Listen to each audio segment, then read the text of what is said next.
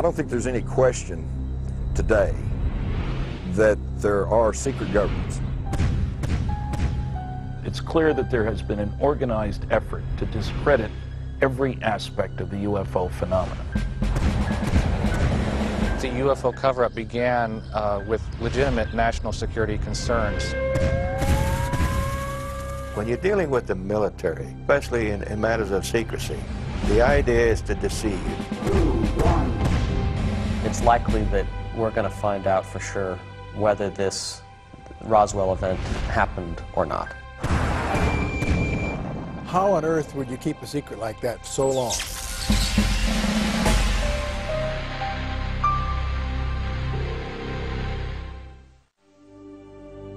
Almost 60 years after Roswell, the mystery of what crashed in the deserts of New Mexico remains a secret.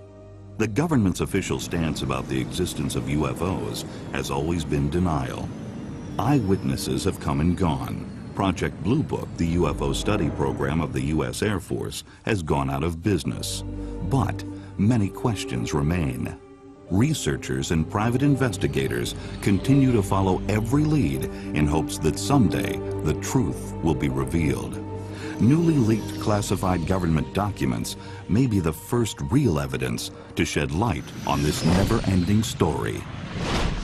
I decided that instead of looking at photographs, or instead of trying to sort out new witness testimony, that it'd be better to try a different approach, which was the approach of authenticating documents. Dating from the 1940s and 1950s, these documents refer to extraterrestrial contact and the secret operation established to investigate this phenomenon. This project was led by a group of men appointed by executive order. They operated under the code name Majestic 12, or simply MJ-12. If it is true that the United States government has pursued a very aggressive but deeply clandestine effort to collect and contain information about UFO phenomena, including crashes, military encounters, and whatnot, it is absolutely essential that there be documents about that effort. And when I look at the MJ-12 documents, I say to myself, these are the kinds of documents a person would expect to see. This kind of document has to exist. It is the unanimous opinion of the members that Operation Majestic 12 be a fully funded, operational, top-secret research and development intelligence gathering agency. It is also recommended that a panel of experts be appointed to chair and oversee the functions and operations of said agency. Its members should have appropriate security clearances. What impresses me most about these documents is all these checkable details. We got so many names to check out, so many dates, and so many places. We'll be at this for the next couple of years, but so far it looks impressive that these things are checking out to be true, real, and authentic. A major objection to all the documents is that we don't know who provided them. We have to consider, of course, that whoever did was violating the law and would be subject to enormous penalties for photographing classified documents and giving them to people who don't have any authorization to receive them. It began in 1988 when I began filing Freedom of Information Act requests to the government for any information on UFOs. And then in October 1992, I went to the post office and I pulled out a Time magazine that had a document inserted in it, and I just thought it was a prank. I was working my shift as a security officer at Pine Knot Landing. An old gentleman came to the gate and I said, "Well, I'm Thomas Cantwell." He told me he was in the Army's Counterintelligence Interplanetary Phenomenon Unit since 1942 and had been involved in the UFO program almost into the 1980s. And he just wanted to let me know that he was real, to tell me everything, get it off his chest, because he didn't think he had much longer to live. The IPU stands for the Interplanetary Phenomenon Unit, and this is rumored to have been a unit within the Army late 40s, early 50s. Some people link the late Douglas MacArthur with this group, that they were involved in some kind of early UFO investigation. My father himself had been involved in the United States Air Force's UFO program for several years. I also learned after my father's death, by going through his papers, that he was awarded the Air Force Commendation Medal and was given a special citation by order of General LeMay for his outstanding work in the United States Air Force UFO program. It's very clear to me that UFOs are real. The data that we have in hand establishes that beyond a shadow of a doubt, to my mind. And that some of them certainly involve observations of alien spacecraft. This is a completely independent question from whether or not the MJ-12 documents are real themselves and are valid. I had no interest or beliefs in UFOs, and I never considered giving any thought to the phenomenon itself.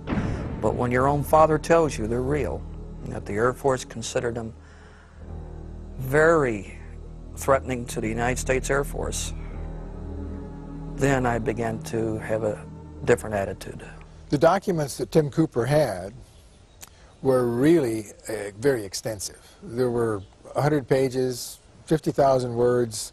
The things that they talk about, however, are stunning. A consensus reached by members of the panel that until positive proof that the Russians did not attempt a series of reconnaissance flights over our most secure installations, the sightings and recovered objects are interplanetary in nature. Buried in one of these MJ-12 documents is the White Hot Report. It is a reference to a discovery in 1941.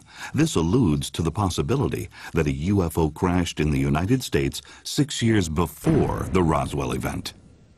I originally read the first account, at least that I'm aware of, the only real account of the Cape Girardeau 1941 crash retrieval event in Leonard Stringfield's 1991 volume about crash saucers.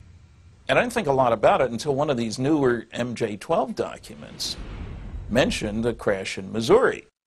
And I decided I was going to find Charlotte Mann. Grandfather had been called out, that someone had called in that there had been a plane crash outside of town, and would he be willing to go to minister to people there, which he did.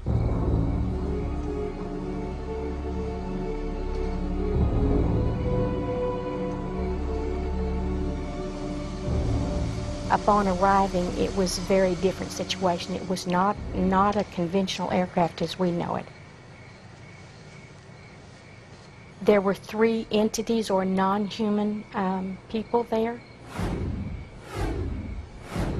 2 were just outside the saucer, and a 3rd one was further out. His understanding was that perhaps that 3rd one was not dead on impact.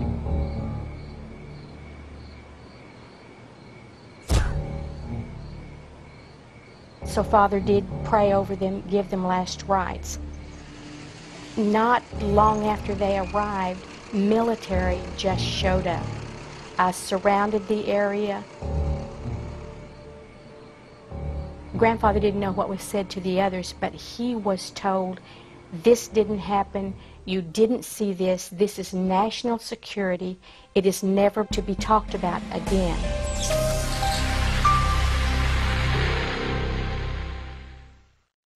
The year following the Cape Girardeau report, Los Angeles was the site of more UFO activity. The LA air raid allegedly produced 2 more downed saucers, one just off the coast of California. The Army Air Corps also recovered a similar object in the San Bernardino Mountains, east of Los Angeles, which cannot be identified as conventional aircraft. This headquarters has come to a determination that the mystery airplanes are in fact not earthly, and according to secret intelligence sources, they are in all probability of interplanetary origin. With the United States at war, it appears that President Roosevelt saw this interplanetary phenomenon not as a threat, but as a great opportunity.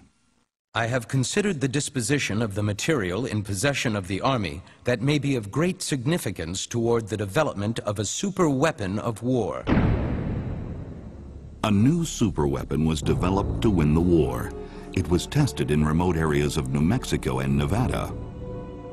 Dr. Robert Oppenheimer led the top-secret Manhattan Project that would change the world forever. This time round, the stakes are kind of high. It's going to work all right, Robert. And I'm sure we'll never be sorry for it. Well, we'll know in 40 seconds.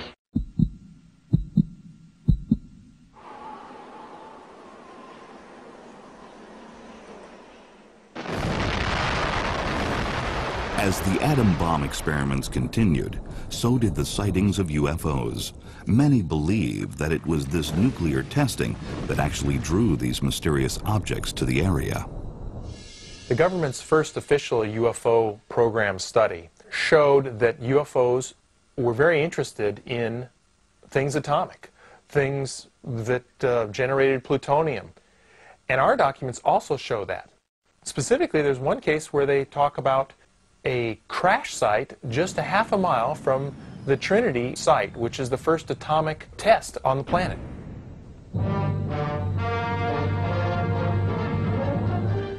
This is the gallant crew that rode the big superfort which carried the first atomic bomb to Japan. Piloted by Colonel Paul Tibbets, Jr. of Miami, carrying Navy Captain William Parsons of Chicago, who helped design the bomb as observer, and Major Thomas Farabee of Knoxville, North Carolina, who pulled the plug on Hiroshima, the B-29 dropped its load of atomic death, which exploded with a force equal to 20,000 tons of TNT. When the bomb was dropped on Japan in 1945, the war ended, but the UFO activity did not. In June of 1947, physicist Albert Einstein and nuclear scientist Robert Oppenheimer drafted a report offering their opinions on how to deal with extraterrestrial biological entities, if they did indeed exist. It is difficult to predict what the attitude of international law will be with regard to the occupation by celestial peoples of certain locations on our planet. But the only thing that can be foreseen is that there will be a profound change in